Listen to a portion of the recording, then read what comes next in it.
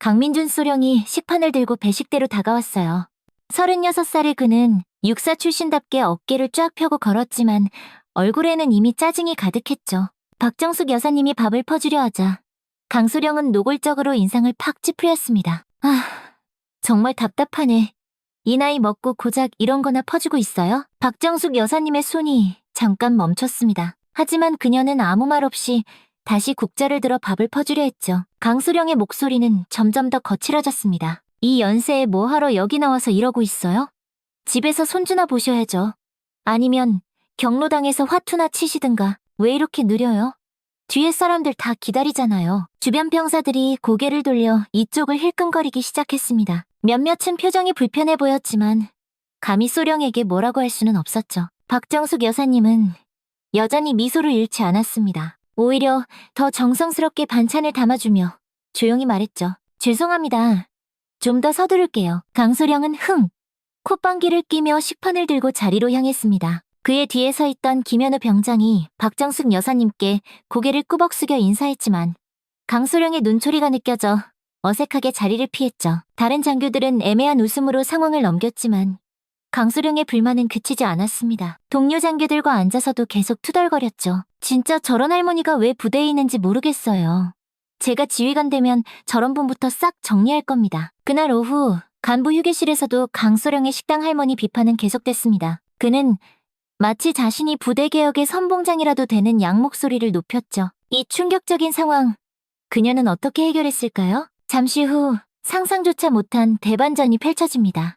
그 전에 구독과 좋아요 한번 눌러주시면 당신에게도 오늘의 행운이 찾아올 거예요. 그날 저녁 6시 부대 전체에 긴급방송이 울려 퍼졌습니다. 전 장병 주모.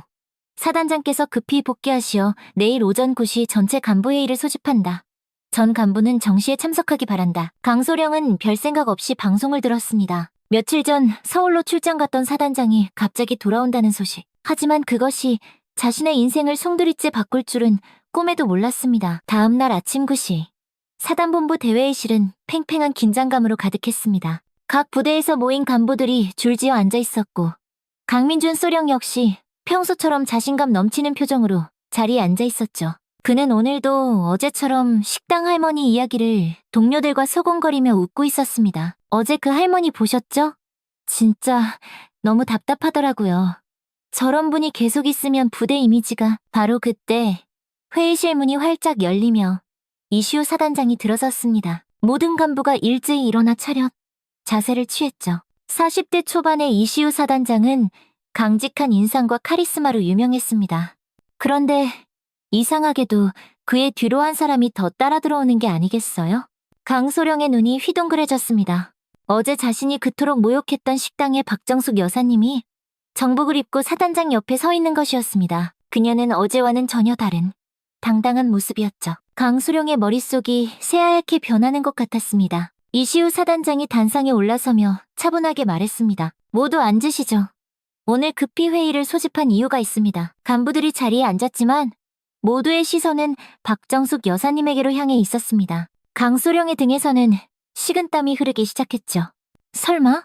하는 생각이 머릿속을 스쳤지만 그는 여전히 현실을 받아들이지 못하고 있었습니다. 먼저 제 옆에 계신 분을 소개하겠습니다. 저희 부대 식당에서 오랫동안 수고해주신 박정숙 조리원님이십니다. 회의실이 조용해졌습니다. 이시우 사단장의 목소리가 더욱 또렷하게 울려 퍼졌죠.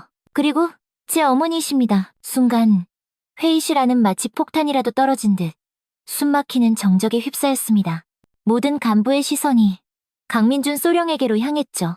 어제 식당에서 있었던 일을 목격한 사람이 한둘이 아니었으니까요. 강소령은 얼굴이 새파랗게 질렸습니다. 손이 부들부들 떨리기 시작했죠.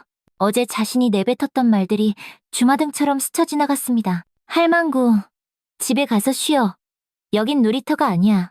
모든 단어가 부메랑이 되어 심장에 박히는 순간이었습니다. 이시우 사단장이 말을 이었습니다. 어머니께서는 지난 20년간 저희 부대를 위해 묵묵히 일해오셨습니다. 제가 소위로 임관할 때부터 지금까지 한결같이 장병들을 위해 최선을 다해주셨죠. 박정숙 여사님이 조용히 고개를 숙여 인사했습니다. 그 모습에서 어제의 모욕을 당하면서도 잃지 않았던 품위가 느껴졌습니다. 그런데 최근 일부 간부가 우리 조리원님에 대해 부적절한 언행을 했다는 보고를 받았습니다. 강소령의 등에서 식은땀이 주르륵 흘러내렸습니다. 주변 동료들의 시선이 따갑게 느껴졌죠. 어제 자신과 함께 웃으며 동조했던 장교들도 이제는 모두 고개를 돌리고 있었습니다. 이시우 사단장의 시선이 정확히 강소령에게 고정되었습니다. 강민준 소령? 넷. 사단장님. 강소령이 벌떡 일어서며 차렷 자세를 취했지만 목소리는 염소처럼 떨리고 있었죠. 어제 식당에서 있었던 일에 대해 들었네. 할 말 있나? 강소령은 입을 벙긋거렸지만 어떤 말도 나오지 않았습니다. 변명할 말을 찾으려 했지만 자신이 한 행동이 너무나도 명확했기 때문입니다. 죄송합니다. 죄송하다는 말로 끝날 일이 아니네. 부하의 인격을 모독하고 나이를 이유로 차별한 것은 명백한 인권 침해야. 회의실 안의 공기는 더욱 무겁게 가라앉았습니다. 다른 간부들은 숨을 죽이며 상황을 지켜보고 있었죠. 강소령은 이제 완전히 무너져 내리는 기분이었습니다. 그때 박정숙 여사님이 조용히 입을 열었습니다. 사단장, 괜찮다. 나도 나이가 들어 손이 느려진 건 사실이니까. 하지만 이시우 사단장은 단호했습니다. 어머니, 이건 개인적인 문제가 아닙니다. 군의 기강과 질서에 관한 문제입니다. 강소령은 그 순간 자신의 미래가 칠흑 같은 어둠 속으로 빨려 들어가는 것을 느꼈습니다. 승진은 물론이고 군 생활 자체가 위태로워진 상황이었죠. 회의가 끝난 후 강민준 소령은 완전히 패닉 상태였습니다. 자신의 사무실로 돌아와 문을 잠그고는 책상에 그대로 주저앉았죠. 머릿속이 하얗게 비어버렸습니다. 어제까지만 해도 자신만만했던 그의 세계가 한순간에 와르르 무너져 내렸습니다. 어떻게 이럴 수가 있나? 강소령은 떨리는 손으로 휴대폰을 꺼내 동기들에게 연락을 시도했습니다. 하지만 평소 친하게 지내던 동료들조차 전화를 피하는 분위기였죠. 부대 내 소문은 이미 번개처럼 퍼져나가고 있었습니다. 점심시간이 되자 강소령은 식당에 갈 엄두조차 내지 못했습니다. 대신 부대 매점에서 컵라면 하나를 사와 사무실에서 혼자 먹었죠. 그런데 복도를 지나가는 병사들의 수근거리는 소리가 들려왔습니다. 야, 들었냐? 어제 그 강소령, 사단장님 어머니한테 완전 미친 짓 했다며? 어떻게 그런 말을 할 수가 있지? 할머니가 얼마나 착하신데 우리가 아플 때마다 따뜻한 죽도 끓여주시고. 강소령의 얼굴이 점점 일그러졌습니다. 분노와 절망이 뒤섞인 감정이 치밀어 올랐죠. 그는 자기가 피해자라고 생각하기 시작했습니다. 내가 뭘 그렇게 잘못했다고. 그냥 일 좀 빨리 하라고 한 것뿐인데. 오후가 되자 강소령은 동료 장교들을 찾아가 해명을 시도했습니다. 하지만 반응은 싸늘했죠. 강소령, 좀 조용히 지내는 게 어때? 지금 상황 파악 안 돼? 아니, 진짜 모르고 한 일이라니까요. 누가 사단장 어머니라고 알려줬냐고요. 그게 문제가 아니잖아요.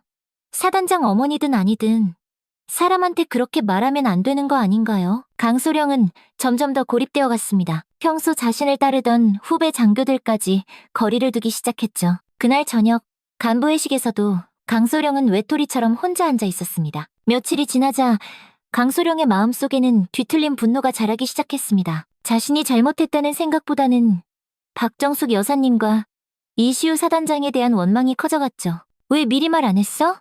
사단장 어머니라는 걸 왜 숨기고 있었던 거야? 강소령은 혼자서 중얼거리며 컴퓨터 앞에 앉았습니다. 부대 인트라넷 익명 게시판에 들어갔죠. 이미 자신에 대한 이야기들이 몇 개 올라와 있었습니다. 간부가 조리원 할머니한테 그런 식으로 막말해도 되나요? 어제 식당에서 본 장면 정말 충격이었습니다. 강소령의 얼굴이 시뻘개졌습니다. 그는 익명으로 반박글을 올리기 시작했죠. 사실 그 조리원이 너무 느려서 전체 식사 시간이 지연되고 있었습니다. 효율성을 위해 개선이 필요하다고 말한 것뿐인데 과도하게 해석하는 것 같네요. 하지만 댓글들은 더욱 가혹했습니다. 효율성? 할머니 연세가 몇인데 그런 말을 해요? 인격 모독이 효율성인가요? 간부님이 이런 마인드면 우리 병사들은 어떡하라고요? 강소령은 쾅! 소리를 내며 컴퓨터를 꺼버리고 주먹으로 책상을 내리쳤습니다. 그의 분노는 통제 불가능할 정도로 커져만 갔죠. 그날 밤 강소령은 잠을 이루지 못하고 뒤척였습니다. 머릿속에는 온갖 음모론들이 떠다녔죠. 이거 전부 계획된 일일지도 몰라. 사단장이 일부러 어머니 신분을 숨기고 날 함정에 빠뜨린 거야.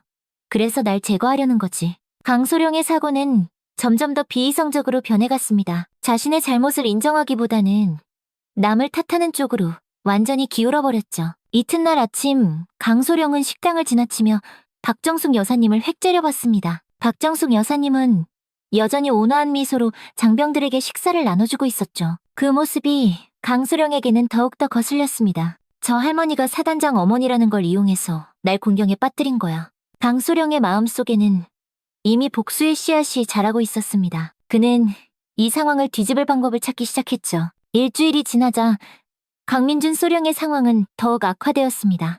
부대 내에서 그를 바라보는 시선은 얼음장처럼 차가워졌죠. 평소 함께 어울리던 동료들도 하나둘씩 그를 피했습니다. 강소령은 점점 심한 고립감을 느끼며 피해의식에 빠져들었습니다. 이건 공정하지 않아. 왜 나만 나쁜 놈이 되는 건데? 강소령은 자신의 사무실에서 인터넷을 뒤지며 비슷한 사례들을 찾아보기 시작했습니다. 그리고 국방부 인사 발령 소식을 확인하던 중 충격적인 사실을 발견했죠. 차기 사단장 후보군 명단에서 자신의 이름이 빠져 있었던 겁니다. 이럴 수가. 내가 원래 후보에 있었는데. 강소령은 분노로 부들부들 떨었습니다. 그동안 자신이 피땀 흘려 쌓아온 경력과 실력을 인정받아 사단장 후보까지 올랐었는데 이번 일로 모든 게 물거품이 된 것 같았죠. 이게 다 그 할머니 때문이야. 사단장이 제 엄마를 이용해서 날 제거하려는 거지. 강소령의 사고는 완전히 음모론에 사로잡혔습니다. 그는 이 상황을 뒤집기 위한 위험한 계획을 세우기 시작했습니다. 컴퓨터 앞에 앉아 박정숙 여사님의 인사기록을 뒤지기 시작했죠. 며칠간의 조사 끝에 강소령은 박정숙 여사님의 과거 기록에서 의심스러운 부분을 발견했습니다. 20년 전 부대 조리원으로 채용될 당시에 서류 일부가 누락되어 있었던 거죠. 찾았다. 자격 미달로 채용된 거였어. 강소령은 마치 보물이라도 찾은 것처럼 희열을 느꼈습니다. 그는 박정숙 여사님의 출입 기록을 조작하기 시작했습니다. 근무 시간을 제멋대로 수정하고 없었던 지각 기록을 만들어냈죠.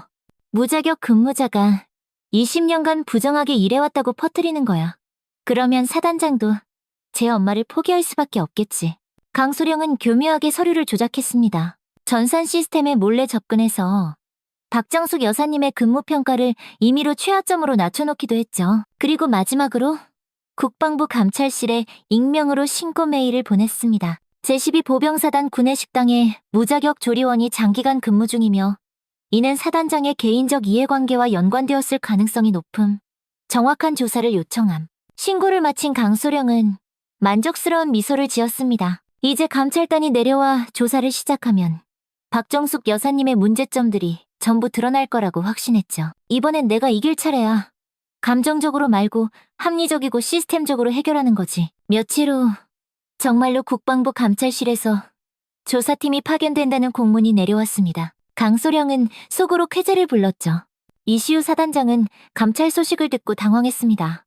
어머니와 관련된 조사라는 걸 알고는 더욱 걱정이 되었죠. 그는 박정숙 여사님에게 조심스럽게 말했습니다. 어머니, 당분간은 나오지 마세요. 감찰이 끝날 때까지만이라도요. 하지만 박정숙 여사님은 고개를 저었습니다. 내가 뭘 잘못했다고 또 숨어야 하니? 난 떳떳하게 내 일을 해왔는데 왜 피해야 해? 하지만 어머니, 시우야. 너는 사단장이고 나는 조리원이야. 각자 자기 자리에서 최선을 다하는 게 맞는 거 아니겠니? 박정숙 여사님의 의연한 모습에 이시우 사단장은 더욱 마음이 아팠습니다. 어머니가 이런 일까지 겪게 된 것이 전부 자신 때문이라는 생각이 들었죠. 강소령은 감찰단이 도착하기를 손꼽아 기다렸습니다. 이제 진실이 밝혀지고 자신이 정당했다는 것이 증명될 거라고 굳게 믿었죠. 그는 이미 감찰관들에게 제출할 추가 조작 자료들까지 준비해둔 상태였습니다. 이번엔 내가 이긴다. 감정보다는 규정과 원칙이 우선이니까. 하지만 강소령은 아직 모르고 있었습니다. 자신이 파헤치려던 박정숙 여사님의 과거에 어떤 진실이 숨어 있는지를 말이죠. 국방부 감찰단이 제12보병사단에 도착한 것은 화요일 오전이었습니다. 단장인 최진혁 대령을 비롯해 3명의 감찰관들이 엄숙한 표정으로 사단본부에 들어섰죠. 강민준 소령은 멀리서 그들을 바라보며 내심 기대감에 부풀어 있었습니다. 드디어 진실이 밝혀지겠군. 이제 누가 옳았는지 세상이 알게 될 거야. 최진혁 대령은 50대 중반의 신중한 성격으로 유명한 인물이었습니다. 그는 감찰 업무에서 철두철미한 원칙주의자로 통했죠.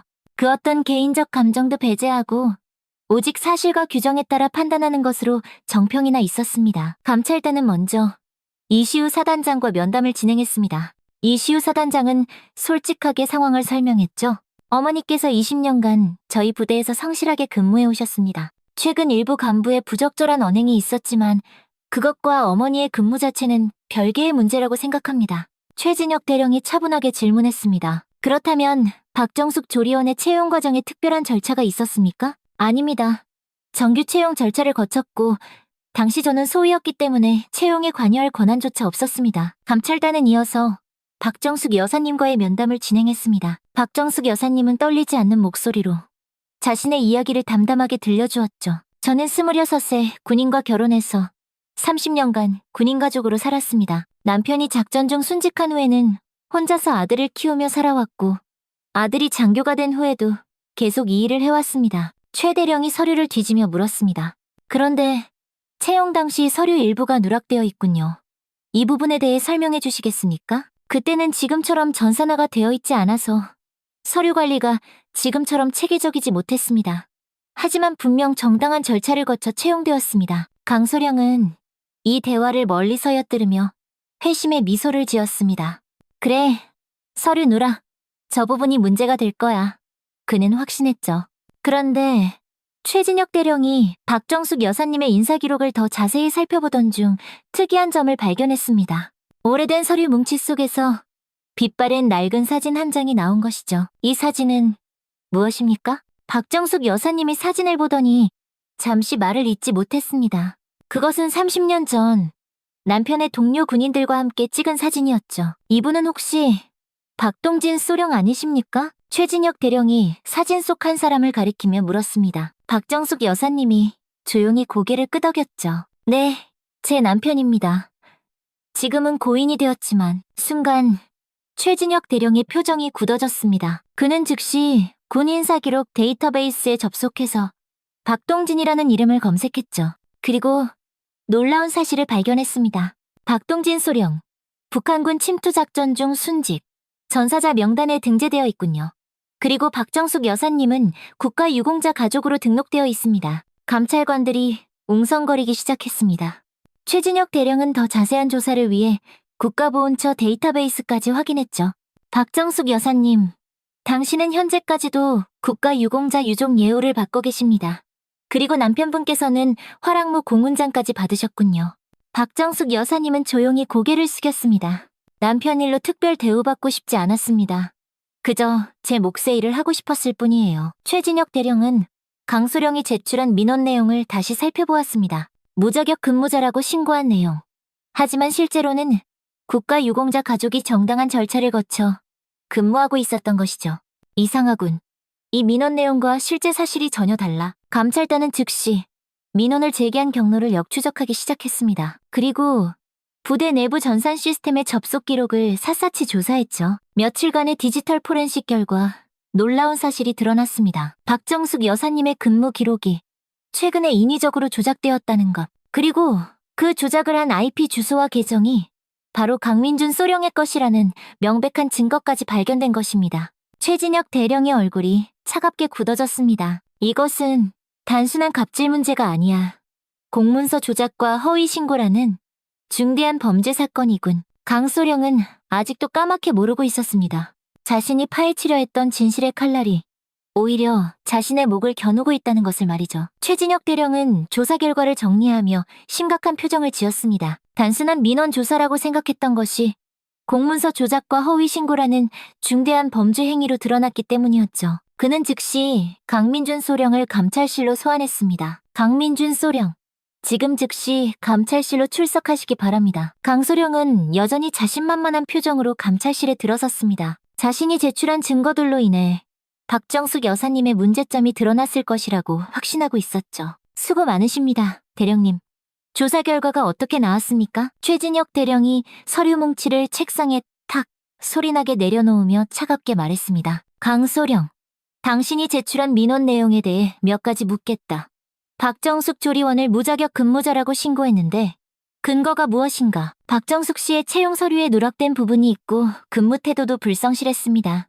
지각도 자주 하고. 잠깐, 최진혁 대령이 강소령의 말을 끊었습니다. 그리고 컴퓨터 화면을 돌려 보여주었죠. 이것이 박정숙 씨의 전산 기록 변경 내역이다. 최근 일주일 사이에 여러 차례 수정된 흔적이 있더군. 그런데 이 수정을 한 계정이 바로 당신 것이야. 강소령의 얼굴이 순간 백지장처럼 하얗게 질렸습니다. 자신이 조작한 기록들이 모두 추적되었다는 것을 깨달았죠. 그건 업무상 필요에 의해서. 업무상 필요? 소령에게 조리원의 인사기록을 수정할 권한이 있나? 최진혁 대령의 목소리가 점점 날카로워졌습니다. 그는 또 다른 서류를 꺼내 보여주었죠. 더 심각한 것은 이거다.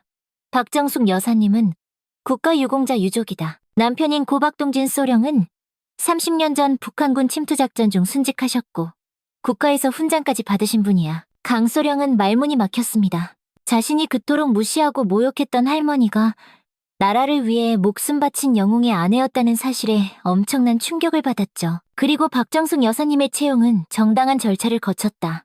당시 서류 누락은 그 시대의 행정상 한계였을 뿐 오히려 국가유공자 가족으로서 우선 채용 대상이었어. 최진혁 대령이 책상을 손가락으로 두드리며 계속 말했습니다. 강소령, 당신은 국가유공자 가족을 모욕하고 그 사실을 은폐하기 위해 공문서를 조작했으며 허위 신고까지 했다.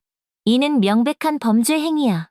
강소령은 이제야 자신이 얼마나 크고 끔찍한 실수를 저질렀는지 깨달았습니다. 단순히 감정적인 안갚음을 하려다가 돌이킬 수 없는 강을 건너버린 것이죠. 죄송합니다. 제가 생각이 짧았습니다. 생각이 짧았다고? 이것은 실수가 아니라 계획적인 범죄다. 공문서 조작, 허위 신고, 명예훼손. 이 모든 것이 한 사람의 인격을 짓밟기 위한 치밀한 계획이었어. 강소령은 완전히 무너져 내렸습니다. 자신이 벌인 일의 심각성을 뒤늦게 깨달았지만 이미 모든 것이 늦어버렸죠. 강민준 소령, 당신은 즉시 직무에서 배제되며 군 검찰에 송치될 예정이다. 감찰실 밖에서는 이미 소문이 파다하게 퍼지고 있었습니다. 식당에서 일하시는 할머니가 알고 보니 순직장교의 아내였다는 것, 그리고 그분을 모욕한 소령이 서류 조작까지 했다는 사실이 부대 전체에 알려졌죠. 병사들은 충격과 분노를 감추지 못했습니다. 헐, 할머니가 순직하신 분 아니셨다고? 진짜? 그런 분한테 어떻게 그런 막말을 할 수가 있지? 강소령 진짜 인간도 아니다. 한편 박정숙 여사님은 여전히 식당에서 묵묵히 자신의 일을 하고 있었습니다. 자신을 둘러싼 소동에도 불구하고 그녀는 변함없이 장병들을 위해 정성껏 식사를 준비했죠. 김현우 병장이 조심스럽게 다가와 말했습니다. 할머니, 정말 죄송합니다. 저희가 아무것도 몰라서. 박정숙 여사님은 따뜻한 미소를 지으며 대답했습니다. 뭘 미안해하니? 너희들은 잘못한 거 없잖아. 그저 맡은 일 열심히 하면 되는 거야. 그녀의 품위 있는 모습에 병사들은 더욱 큰 감동을 받았습니다. 진정한 군인 가족의 모습이 무엇인지 온몸으로 보여주는 순간이었죠. 감찰 조사가 끝나고 일주일 후 부대 전체에 충격적인 소식이 전해졌습니다. 강민준 소령이 공문서 조작과 허위 신고 혐의로 군 검찰에 송치되었다는 것이었죠. 동시에 그의 모든 직무가 정지되었고 징계위원회에 회부되었다는 공문도 내려왔습니다. 강소령은 자신의 사무실에서 짐을 정리하며 깊은 절망에 빠져 있었습니다. 그동안 쌓아온 모든 것이 한순간에 모래성처럼 무너져 내렸죠. 승진은커녕 군 생활 자체가 끝장날 위기에 처했습니다. 이럴 줄 알았으면. 하지만 후회해도 이미 늦었습니다. 강소령의 범죄는 단순한 실수가 아니라 계획적이고 악의적인 행위였기 때문이죠. 한편 이시우 사단장은 이번 사건을 계기로 중요한 결정을 내렸습니다. 어머니 박정숙 여사님의 명예를 회복시키고 부대 전체에 올바른 메시지를 전달해야 한다고 생각했죠. 전 장병 집합방송을 준비하게 이시우 사단장의 지시에 따라 부대 전체 방송시설이 준비되었습니다. 모든 장병들이 각자의 위치에서 방송을 들을 수 있도록 조치했죠. 오후 2시 이시우 사단장의 목소리가 부대 전체에 울려 퍼졌습니다. 전 장병 주목. 사단장 이시우다. 부대 곳곳에서 장병들이 하던 일을 멈추고 방송에 집중했습니다. 식당에서 설거지를 하던 박정숙 여사님도 손을 멈추고 아들의 목소리에 조용히 귀를 기울였죠. 최근 우리 부대에서 일어난 불미스러운 사건에 대해 말하겠다. 일부 간부가 우리 조리원님께 부적절한 언행을 한 것에 대해 사단장으로서 깊이 사과한다. 이시우 사단장의 목소리에는 진심 어린 미안함이 담겨 있었습니다. 하지만 더 중요한 것은 우리가 그동안 제대로 알지 못했던 진실이다. 우리 부대 식당에서 20년간 묵묵히 일해오신 박정숙 조리원님은 국가를 위해 목숨을 바친 순직장교의 아내이시며 자랑스러운 국가유공자 가족이시다. 부대 전체가 숨을 죽였습니다. 많은 장병들이 충격을 받았죠. 박정숙 조리원님의 남편이신 고박동진 소령께서는 30년 전 북한군 침투작전 중 조국을 위해 장렬히 산화하셨다. 그분의 숭고한 희생 덕분에 우리가 지금 이 자리에서 평화롭게 근무할 수 있는 것이다. 박정숙 여사님의 눈가에 조용히 눈물이 맺혔습니다. 오랫동안 가슴에 묻어왔던 남편의 이야기가 이렇게 공개되는 것이 부끄럽기도 하고 한편으론 자랑스럽기도 했죠. 그런 분을 우리가 제대로 알아보지 못했고 심지어 모욕까지 했다는 것은 군인으로서 크나큰 수치다. 내 어머니는 나의 약점이 아니라 내가 존재하는 이유이며 우리 모두가 본받아야 할 진정한 군인 가족의 모범이다. 이시우 사단장의 목소리가 살짝 떨렸습니다. 아들로서 그리고 사단장으로서의 복잡한 감정이 묻어났죠. 앞으로 우리 부대는 박정숙 조리원님을 비롯한 모든 부대 가족들을 존중하고 예우할 것이다. 계급과 지위를 떠나 한 사람 한 사람의 인격과 존엄을 지켜나가겠다. 방송을 듣던 장병들 사이에서 숙연한 분위기가 흘렀습니다. 특히 젊은 병사들은 그동안 당연하게 여겼던 박정숙 여사님의 따뜻함 뒤에 숨겨진 희생을 새롭게 깨닫게 되었죠. 마지막으로 이번 사건의 가해자인 강민준 소령은 공문서 조작 및 허위 신고 혐의로 군 검찰에 송치되었으며 징계위원회에서 법과 원칙에 따라 엄중하게 처벌받을 예정이다.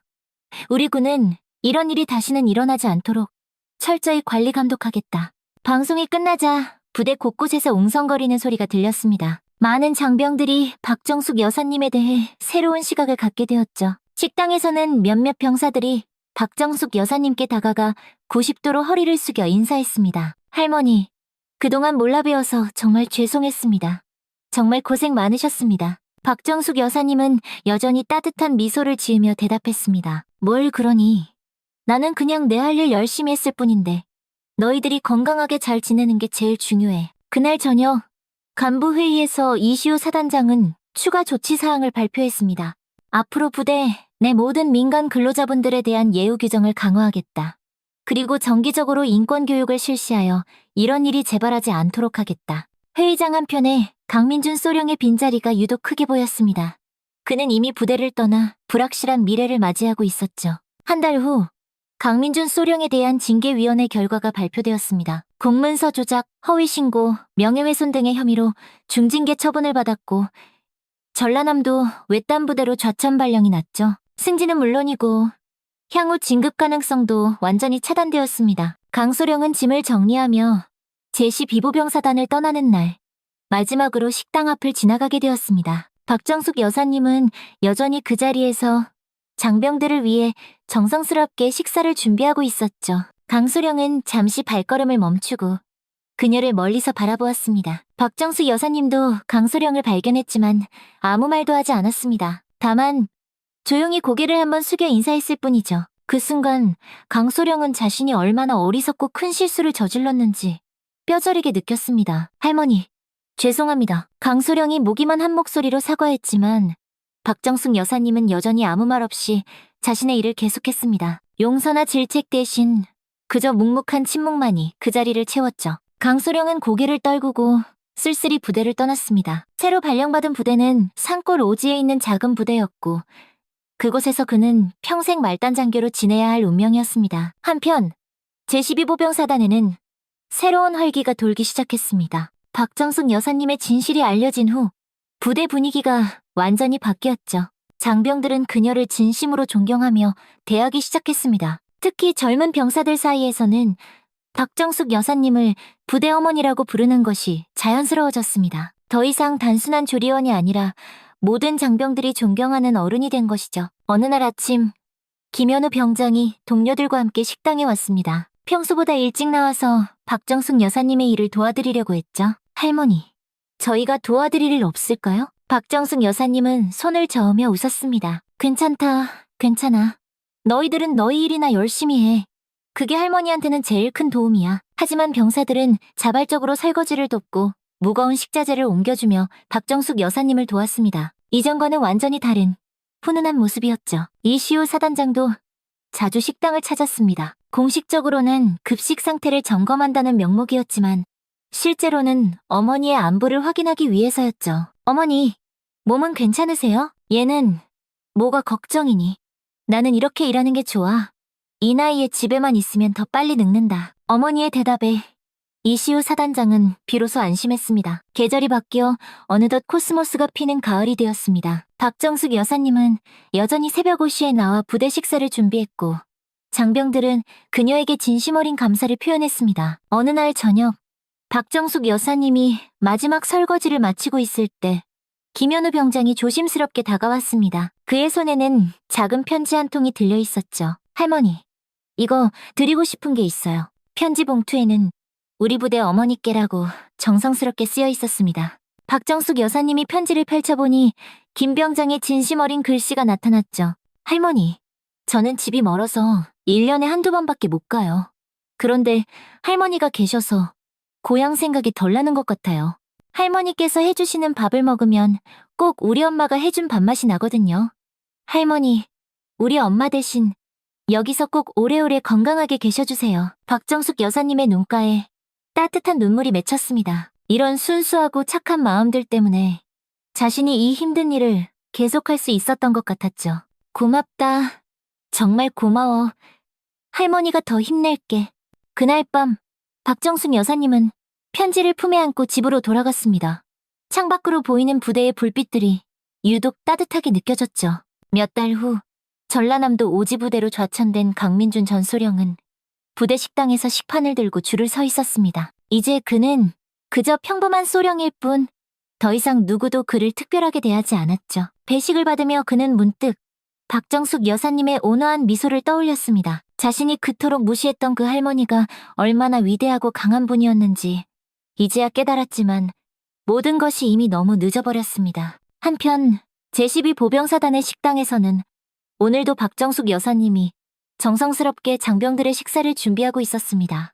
주름진 손으로 국자를 들고 한 그릇 한 그릇 따뜻한 밥을 퍼주는 모습은 여전히 변함이 없었죠. 할머니, 오늘도 맛있게 잘 먹겠습니다. 그래, 천만에. 많이들 먹어. 박정숙 여사님의 따뜻한 미소와 함께 또 하루가 평화롭게 흘러갔습니다. 진정한 승리는 안가품이나 복수가 아니라 변함없는 선량함과 묵묵한 성실함에 있다는 것을 보여주는 하루였습니다. 오늘의 이야기는 여기까지입니다. 영상 끝까지 함께해주신 여러분, 진심으로 감사드리며 오늘도 여러분의 하루에 작은 따뜻함 하나가 전해졌길 바랍니다. 그 따뜻한 마음을 댓글로 남겨보는 건 어떨까요? 댓글로 서로의 마음을 나누며 더 따뜻한 세상을 함께 만들어갔으면 합니다. 감사합니다.